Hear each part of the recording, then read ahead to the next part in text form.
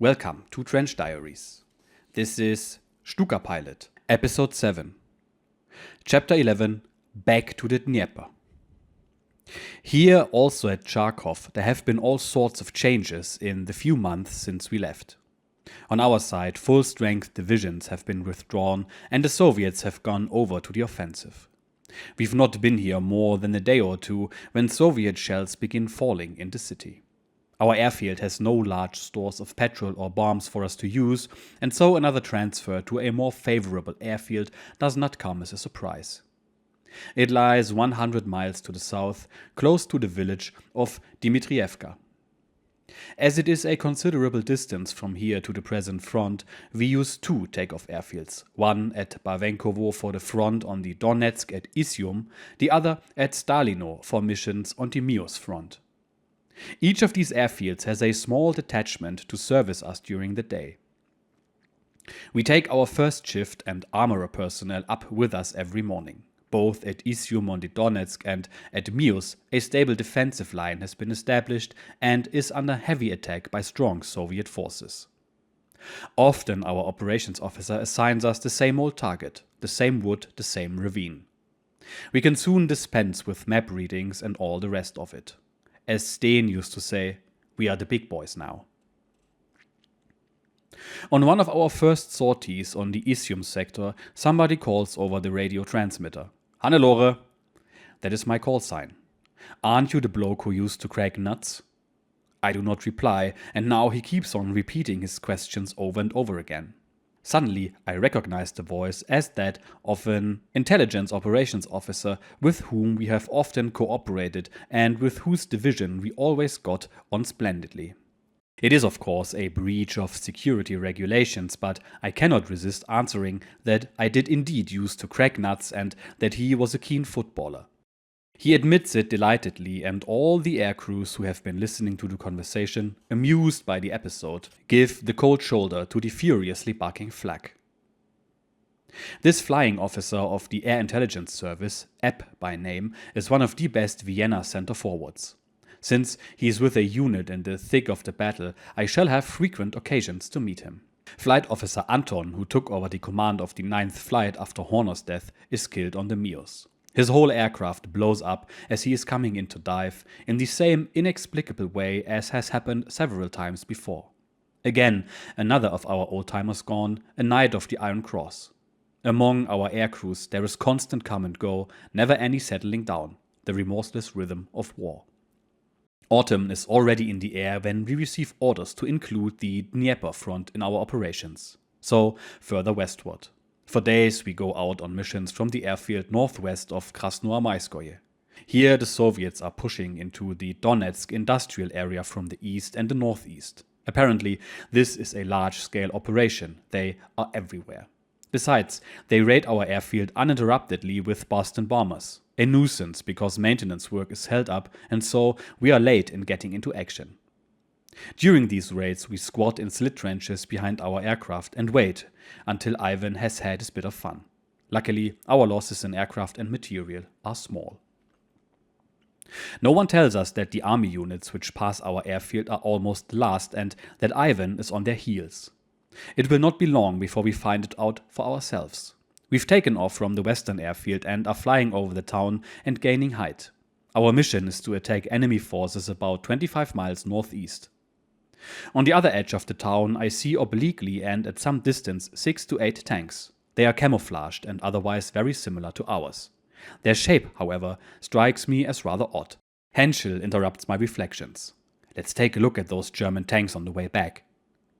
We fly on towards our objective. Considerably further west I meet a strong enemy force. There is no longer any sign of German troops. Now we fly back and take a closer look at the tanks. They are all actually T-34s, Russians. Their crews are standing beside them studying a map. A briefing is taking place. Startled by our approach, they scatter and crawl back into their tanks. But at the moment we can't do anything because we have first to land and remunition. In the meantime, the Soviets drive into the town. Our airfield lies on the other side of it.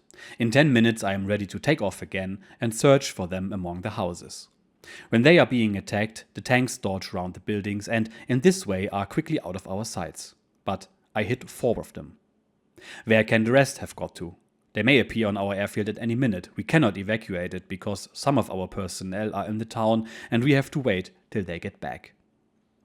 Now, too, I remember that I have sent a car with one of our quartermaster staff to the army quartermaster stores in the eastern section of the town. Unless he has extraordinary luck, he is in for it. Later, it transpires that a T-34 came round the corner of the quartermaster stores just as our car drove up. With an open throttle and his knees knocking together, he got cleared away. I go out once more. The squadron cannot fly with me, otherwise we shall not have enough petrol for the now inevitable move to Pavlovka. I can only hope that by the time I return all my men will be back at the airfield. After a long search, I spot 2 tanks in the western part of the town and knock them out. Apparently, they were headed straight for us, to smoke out the hornet's nest of Stukas. But it is already high time to pull out, and after first setting fire to all unserviceable aircraft which have to be left behind, we take off. While we are making a circuit of the airfield preparatory to taking up squadron formation, I see tank shells bursting on the perimeter. So they have got there, but we are there no longer. The compass points west-northwest. After a while we fly off at low level over the road. Intense flak comes up at us from a long motorized column traveling below us with an escort of tanks. We break our close formation and circle round the vehicles. Soviet tanks and lorries, mostly of American origin, therefore Russian. I admit I am puzzled as to how these beggars have suddenly turned up here so far west, but they must be Russians. We gather height and I give the order to engage the flag, which must be neutralized first so that we can come in for a low-level attack undistracted. After we have for the most part silenced the flag, we split up into sections over the length of the column and shoot it up. The daylight is slowly fading, the whole road looks like a fiery serpent, a jam of burning motor vehicles and tanks which have not had time to drive off the road to right or left. We spare hardly anyone, and the material loss to the Soviets is again considerable. But what is this? I fly ahead above the first 3 or 4 vehicles. They all carry our flags on their radiators. These lorries are of German manufacture. For 200 yards further on, white signal flares are being fired from the ditches at the side of the road. That is the signal of our own troops. It is a long time since I have had such a sickening feeling in my stomach. I would willingly crash my aircraft somewhere here on the spot. Could it have been a German column after all? Everything is ablaze, but why then were we subjected to such a heavy fire from the lorries? How come that they are American-made trucks? Besides, I actually saw men running in brown uniforms. Sweat breaks out at every pore, and a stupefying sense of panic overcomes me. It is already fairly dark when we land at Pavlovgrad. None of us utters a word. Everyone is preoccupied with the same thought. Was it a German column or not? The uncertainty chokes us. I cannot find out by telephone from any Luftwaffe or army unit what column it could have been. Towards midnight, some soldiers arrive. My operational officer wakes me out of an exceptionally restless sleep. He tells me it is something important. Our comrades of the army wish to thank us for helping them to make their escape today. They tell us that their lorries were overtaken by a Russian column. They just managed to put on a spurt of a few hundred yards in order to find cover from the Russian fire in the ditches at the side of the road. It was at this moment that we appeared on the scene and shot up Ivan. Our chaps took immediate advantage of the situation and sprinted on for another 200 yards. This is a load off my mind, and I share the elation of my brothers in arms. A short time after this incident, we are at Dnipropetrovsk. Our station is the airfield on the east bank of the Dnieper. It is a long way to our billets in the center of the town. For a Russian city, the place makes a good impression, like Charkov. Soviet bombers or ground attack aircraft make almost daily raids on the bridge over the Dnieper in the middle of the city. The Reds hope by destroying it to cut off the line of retreat for the German troops and material and to make it impossible to bring up supplies and reserves to this army group. Up to now, we have not seen them have any success in their attacks on the bridge. Perhaps it isn't big enough. The civilians are exultant. As soon as the Soviet raiders have gone, they rush down to the Dnieper with buckets because they have noticed after a raid quantities of dead fish floating on the surface of the river. Certainly so much fish has not been eaten in the town for many a long day. We fly alternatively northeast and south as the Soviets are driving forward from the Don in order to prevent us from establishing a line on the Dniepr and consolidating our positions there. At the same time as we move our base from Dnepropetrovsk to Polshaya Kostromka, 80 miles further, we lose Becker. He is transferred to the wing staff. I fight his transfer for a long time as he belongs to our family circle, but it is useless, and after a good deal of palaver, the decision is final.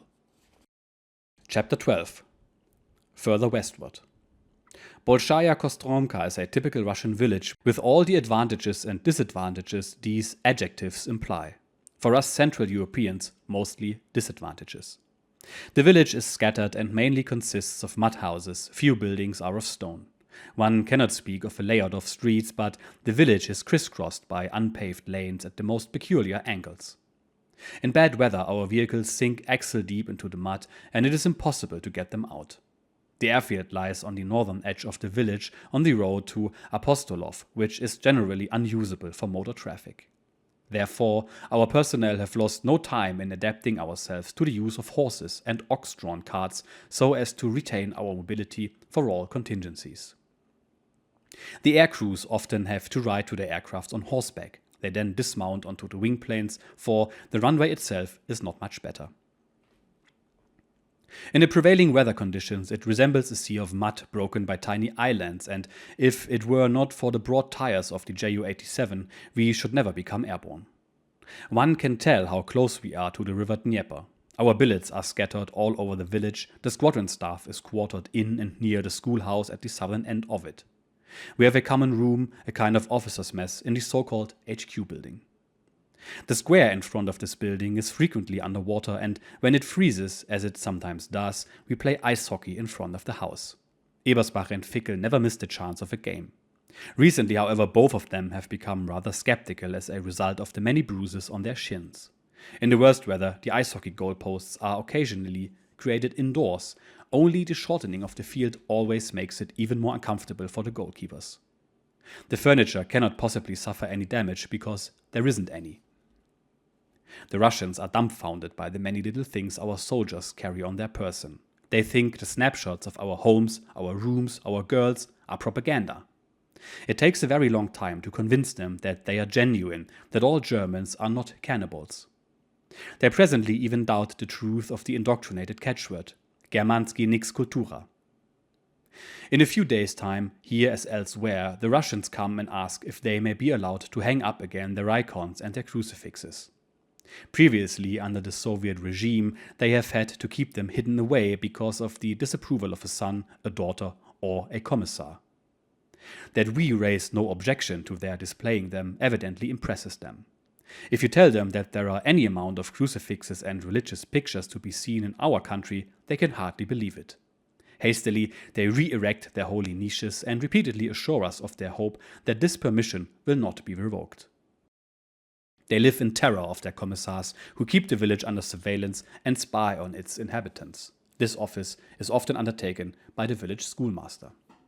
At the moment, we are having a muddy spell and consequent difficulties in getting up supplies, even our rations. When flying low over the Dnieper, I have often seen both our own and the Russian ground troops tossing hand grenades into the water and by this means catching fish. We are at war, the Dnieper is a battle zone, and every possibility of feeding the troops must be exploited. So, one day I decide to try my luck with a little 100-pound bomb. Goslar, our quartermaster, is sent out ahead with a small fatigue party to the Dnieper. I show him on the map beforehand the exact stretch of the river where I intend to drop my bomb inshore. After waiting until I have identified our chaps, I drop my missile from between 60 and 90 feet. It falls into the river very near to the bank and explodes after a short delay. The anglers down below must have been a bit scared by the explosion, for they all suddenly fall flat on their stomachs. A few smart Alaks who are already out in midstream in an ancient boat so as to be quick off the mark in picking up the fish are almost capsized by the wave caused by the explosion and the resultant fountain of water. From above, I can see the white bellies of the dead fish floating on the surface. The soldiers join in the scramble to haul the lot in as quickly as possible. The native fishermen come out from their hiding places and also pull into the bank as many fish as they can. The lorry with the fishing party returns from the Dnieper a few hours after me. They bring back with them several hundredweight of fish.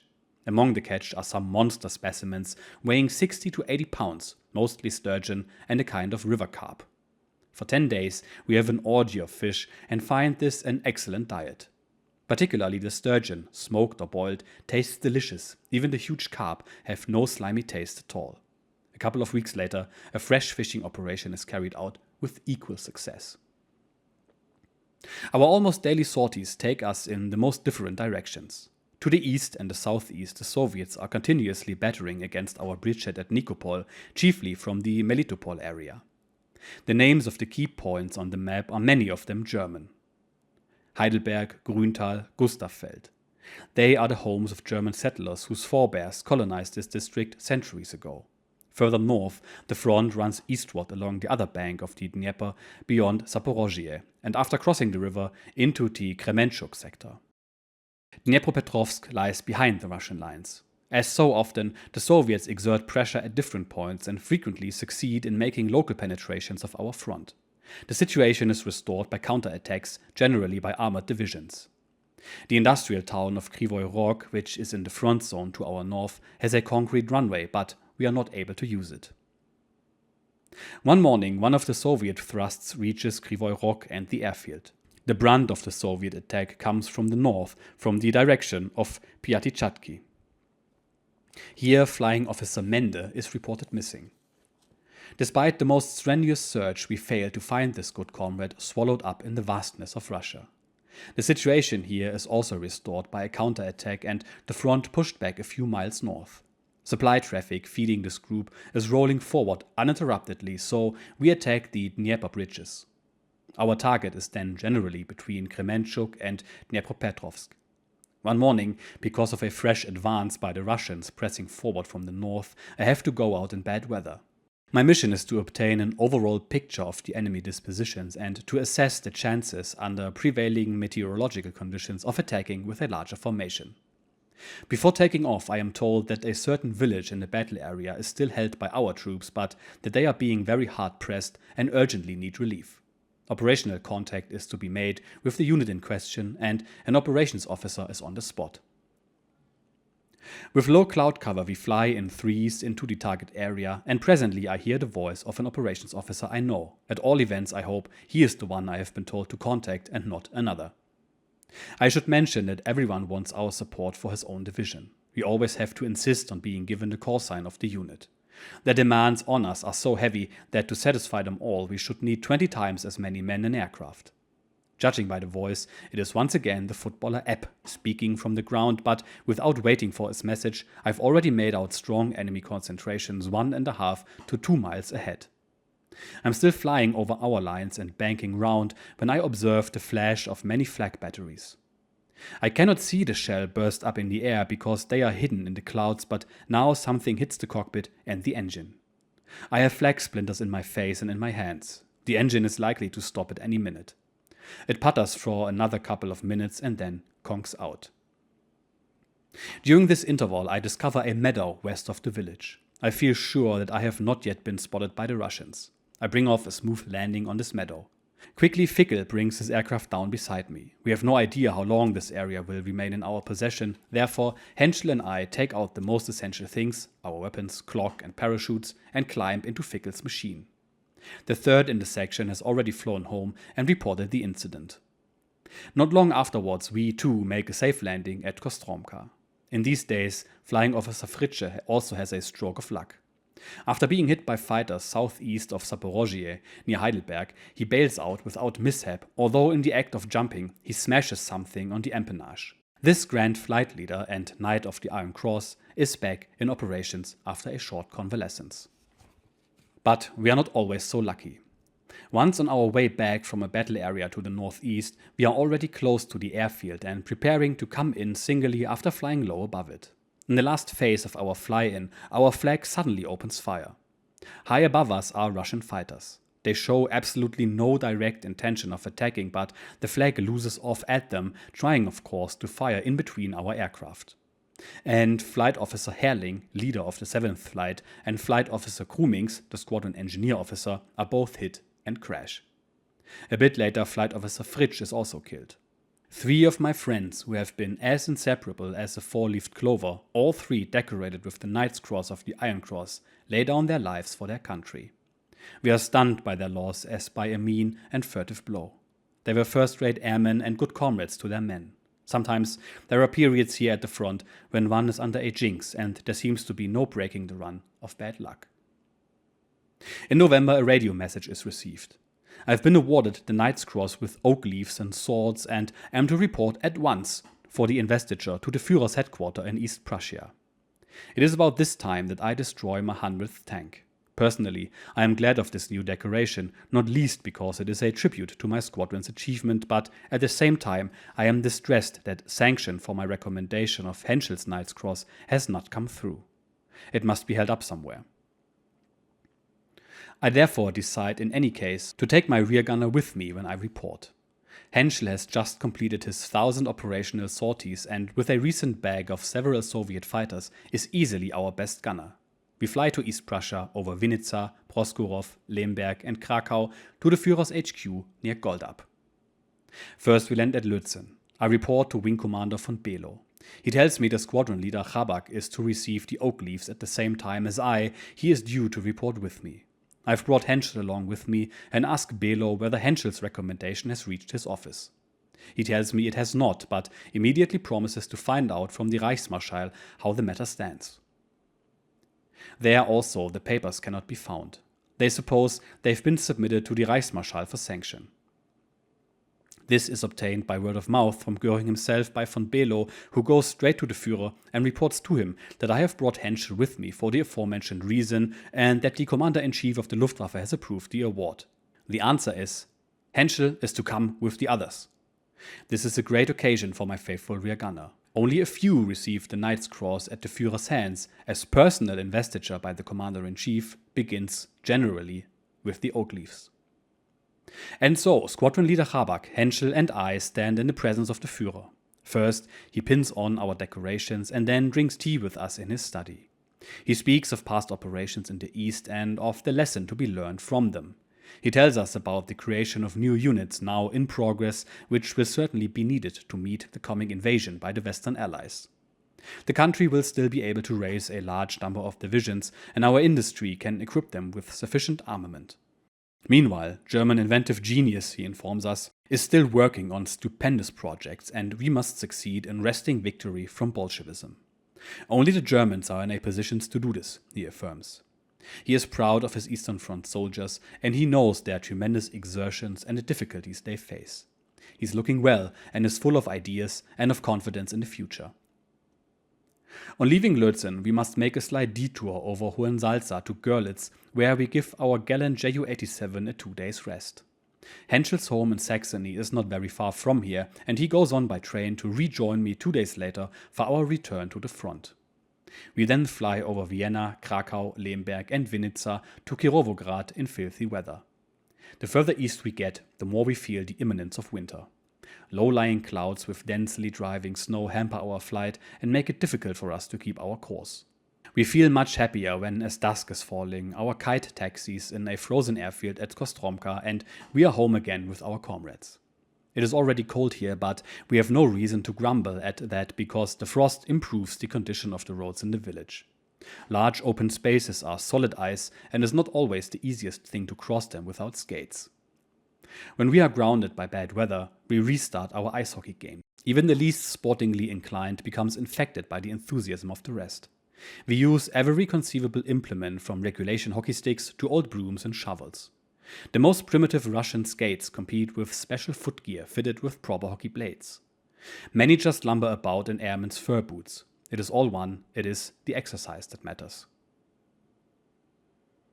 Here in South Russia, we get occasional warm days which turn everything back into an inconceivable quagmire.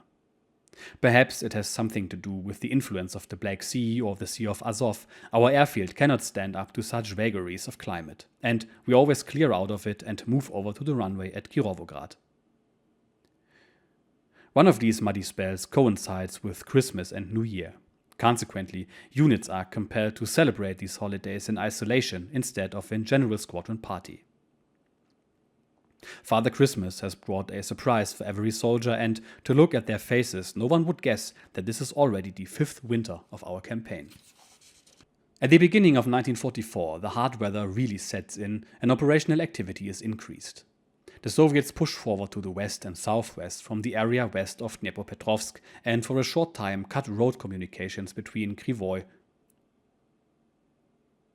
Rog and Kirovograd. A counteroffensive by our old friends, the 14th and 24th Armored Divisions, is very successful. Besides taking a large number of prisoners and a mass of captured material, we managed to bring about a lull, at least temporarily, in this sector. We fly continually from Kirovograd and are billeted quite close to the airfield.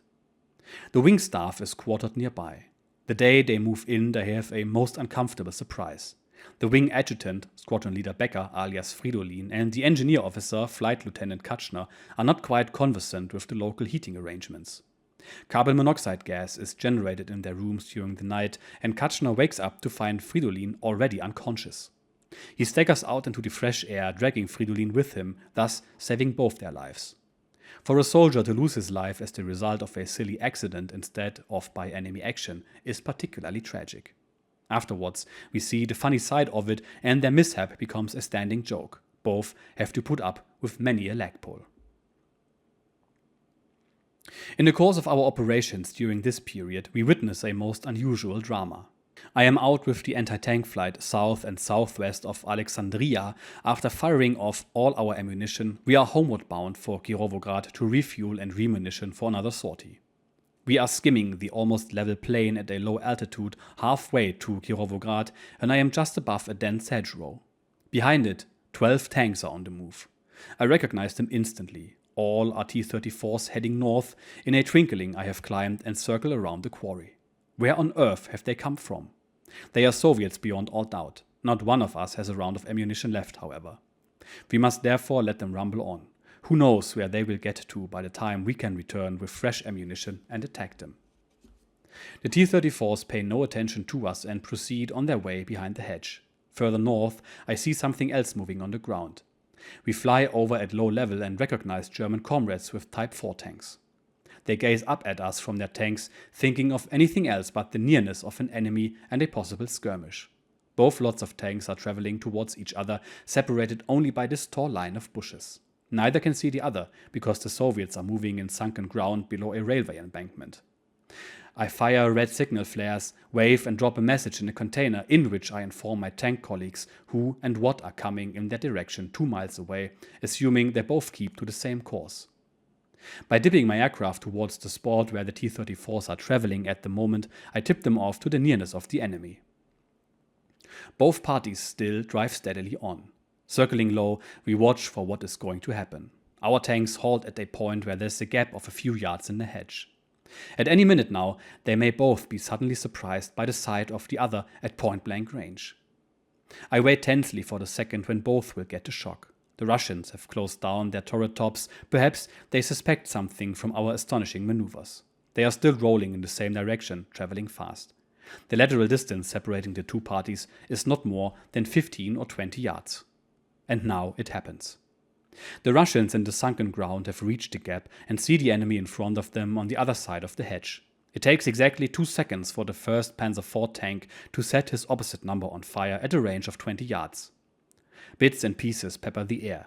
In another few seconds, up till then I have not seen a shot fired from the rest of the T-34s, 6 Russian tanks are ablaze.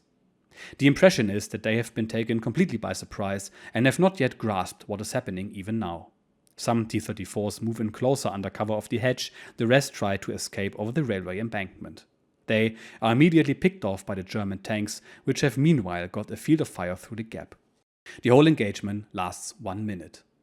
It is in its way unique. Without loss to ourselves, every one of the T-34s has been destroyed.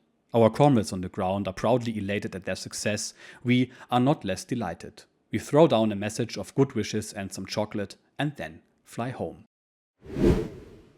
And as the winter sets in, it's time for the after-action report. Few things in this episode worth talking about. First of all, the grenade fishing. I find this absolutely hilarious, especially considering that Rudel immediately went overboard, took his plane and started dropping bombs instead of grenades. No such thing as overkill, I guess, and he got everyone days worth of fish, so I guess it's alright. I wonder also what the Russians thought of this as well. It's interesting to see him talking about the Russian peasants. Apparently, they were fed propaganda that the Germans were all monsters and cultureless. And yet, they suddenly were allowed to practice their religion again, which was forbidden under communist rule. And finally, Rudel put his rear gunner up for the Knight's Cross and personally made sure the award actually reached the man. This is excellent leadership and commendable. In other news, it is now 1944 and the collapse of the Reich is drawing ever nearer. We'll see how the Luftwaffe handles the mounting losses in the coming year. We shall learn about that in the next episode. I will see you then. Cheers and bye-bye.